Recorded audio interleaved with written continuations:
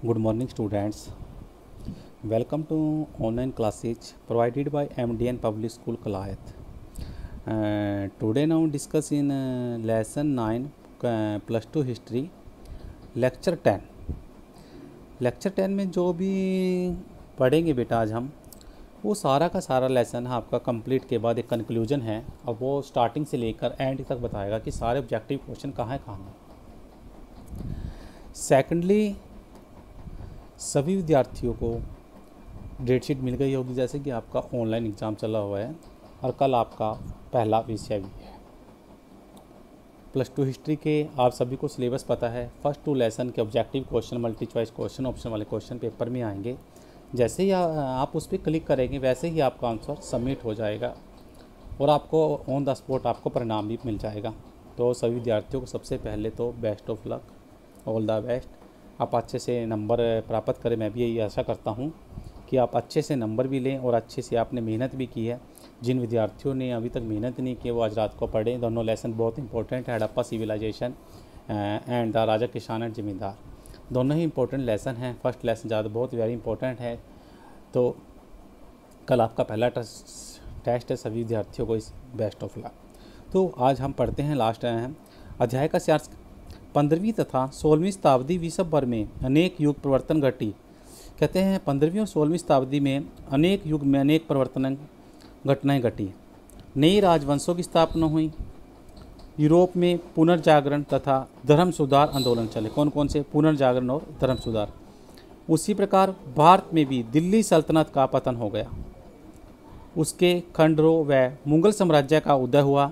यह परिवर्तन भारतीय इतिहास में एक ऐसा परिवर्तन था जिसने केवल देश के इतिहास की धारा को ही, उसने कहता है कि उसने केवल देश की धारा को ही एक नया मोड़ नहीं दिया, परंतु एक नए क्षितिज एवं नव भारत का भी सूत्रपात किया। यह एक महान राजनीतिक परिवर्तन था। इस परिवर्तन का सूत्रधार तैमूर का वंशज कौन था? बाबर था। मुगल वंश के संस्थापक बाबर कौन है बेटा? बाबर। मुगल वंश के संस्थापक बाबर का जन्म 14 फरवरी 1483 को मध्य एशिया के फरगना में हुआ। 1494 ईस्वी में बाबर अपने पिता उमर शेख मिर्जा की मृत्यु के बाद फरगना का शासक बना। 1494 में बाबर अपने पिता उमर शेख की मृत्यु के बाद उसका शासक बना। 1504 में काबुल तथा 1507 में कंधार को भी जीता। 1519 से 26 ईस्वी तक उसने भारत पर 5 आक्रमण किए तथा वह सभी में भी सफल रहा। 1526 ईस्वी में उसने पानीपत के मैदान में दिल्ली सल्तनत के अंतिम सुल्तान इब्राहिम लोदी को हराकर मुगल वंश की नींव रखी। उसने अपने राज्य को सुदृढ़ तथा आधार दिया। 1530 में उसकी मृत्यु हो गई। बाबर की मृत्यु के बाद हुमायूं शासक बना। शेरशाह ने उसे 1540 ईस्वी में बेलग्राम कन्नौज के युद्ध में पराजित कर दिया तथा उसे भारत से भी निर्वासन होना पड़ा। उसने 1555 ईस्वी में शेरशाह के कमज़ोर उत्तराधिकारी को हराकर, जो कमज़ोर उत्तराधिकारी था उसको हराकर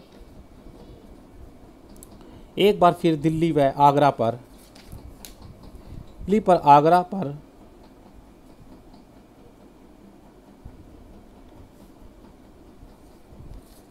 अधिकार कर लिया। इसके बाद 1556 ईस्वी में उसकी मृत्यु हो गई। उसके बाद क्या हुआ बेटा? 1556 ईस्वी में उसकी मृत्यु हो गई। जैसा कि लिखा, हुमायूं की मृत्यु के समय उसका पुत्र अकबर शासक बना। अकबर ने अपनी प्रारंभिक सफलताएं अपने शिक्षक व संरक्षक के नेतृत्व, किसके? बेहराम खां के नेतृत्व में पाई। तत्पश्चात उसने प्रत्येक क्षेत्र में साम्राज्य का विस्तार किया और उसने आंतरिक दृष्टि से अपने राज्य का विस्तार कर इसे विशाल, सुदृढ़ तथा समृद्ध बनाया। उसने राजपूतों व स्थानीय प्रमुखों के साथ एक वैवाहिक संबंध भी स्थापित किए। उसने 1563 ईस्वी में तीर्थ यात्रा कर लिया और 1564 में आपको पता है कर लगा था, जजिया कर हटाकर गैर इस्लामी जनता को वह एहसास करवाने का प्रयास किया कि वह उनका भी शासक है। इसी तरह अकबर अपने राजनीतिक, प्रशासनिक व उदारवादी व्यवहार के कारण मुगल शासकों में महानतम स्थान प्राप्त करने में सफल रहा। 1605 ईस्वी में उसकी मृत्यु हो गई। अकबर की मृत्यु के बाद उसका पुत्र सलीम जहांगीर के नाम से शासक बना। सलीम किसके नाम से? जहांगीर के। उसने अकबर की नीतियों को आगे बढ़ाया। उसने अपने जीवन का अधिकतर समय लाहौर में बिताया। 1611 में उसने मेहरुनिसा से शादी की। नूरजहां शासन में इतनी शक्तिशाली हो गई कि उसने शासन व्यवस्था को अपने हाथ में ले लिया। 1627 में लाहौर में उसकी मृत्यु हो गई।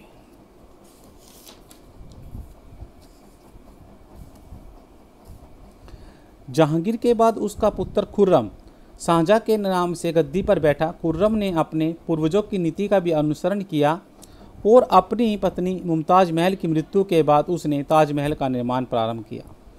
दक्षिण के बारे में उसने बीजापुर, गोलकुंडा तथा अहमदनगर के संदर्भ में संतुलित नीति अपनाई। उसके शासनकाल की सबसे महत्वपूर्ण घटना उसके पुत्रों में उत्तराधिकारी का युद्ध था। 1657-58 में लड़ा गया। इसमें उसके 3 पुत्र दारा शिकोह, मुराद व सूजा मारे गए। बहुत इंपॉर्टेंट है, जो युद्ध 1657 और 8 में लड़ा गया उसमें उसके तीनों पुत्र दारा शिकोह, मुराद व सूजा मारे गए तथा औरंगजेब सफल रहा। उसने 1658 ईस्वी में शाहजहां को गद्दी से हटाकर जेल में डाल दिया गया। 1658 ईस्वी में अपने भाइयों को हराकर व पिता को बंदी बनाकर औरंगजेब सत्ता प्राप्त करने में सफल रहा। वह व्यक्तित्व जीवन में सादगी को पसंद करता था, लेकिन धार्मिक दृष्टि से संकीर्ण था। प्रशासनिक व्यवस्था में उसने कोई बदलाव नहीं किया।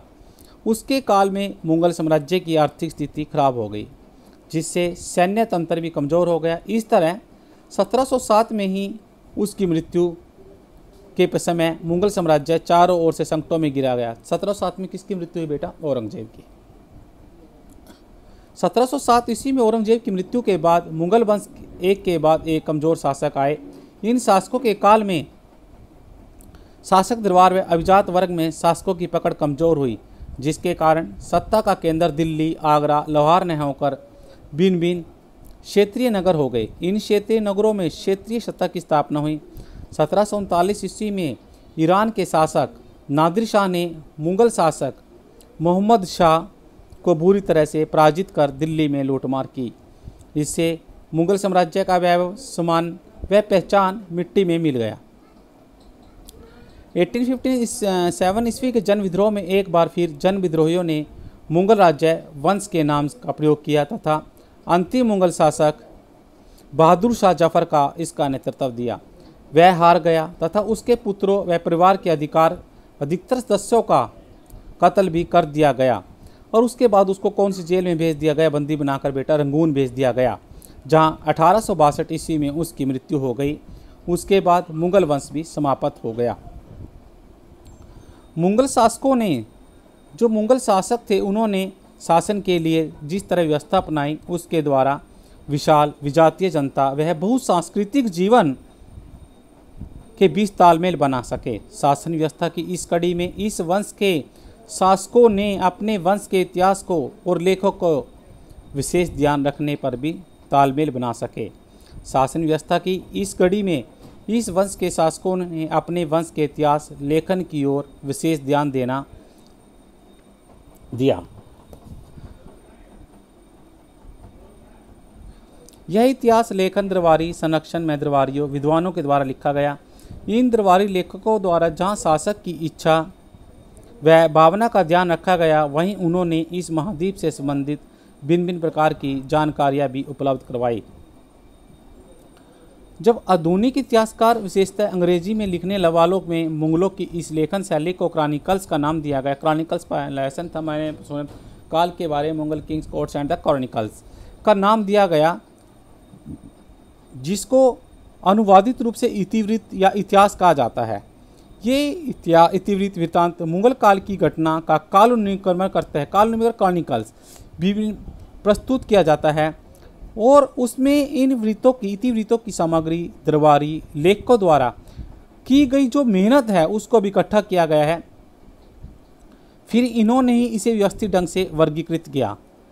मुगलकालीन इतिहास लेखक के लिए यह इतिवृत्त सबसे प्रमुख स्रोत है, क्योंकि इनमें तथ्यात्मक जानकारी प्रचुर मात्रा में है। इन इतिवृत्तों में मुगल शासकों की विजय, राजधानियाँ, दरबार, केंद्रीय व प्रांतीय शासन व विदेश नीति पर भी प्रकाश डाला गया। इसके साथ साथ मुगल शासकों की धार्मिक नीति तथा प्रजा के साथ व्यवहार का भी विस्तृत वर्णन भी है। निसंदेह ये इतिवृत्त या वृत्तांत मुगल कालीन इतिहास के लेखन का एक महत्वपूर्ण आधार भी है। Thank you, have a good day.